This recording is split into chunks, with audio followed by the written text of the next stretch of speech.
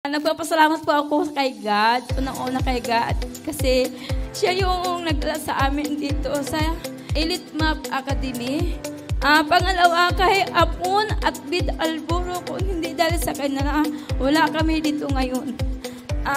Yung pangarap namin, unti-unti natutupad dahil sa Elite Map Academy. Kasi dati talaga, kami nagtitinda lang kami sa Divisoria. Hindi namin naranasan yung ganitong nakatuga kami. Talagang wala akong pinag-aralan.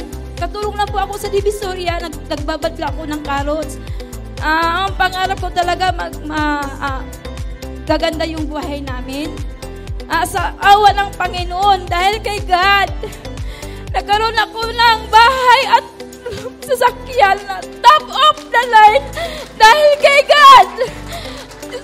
Thank you kay Apon at kay Bid dahil ang pangarap namin talagang natutupad namin sa aming mag-asawa. Talagang lahat ng paraan na maano namin sa Elite Map.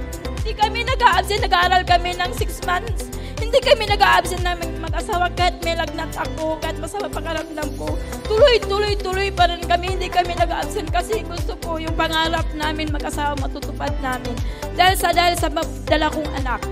Ginawa namin dahil sa anak namin na gumanda yung buhay namin.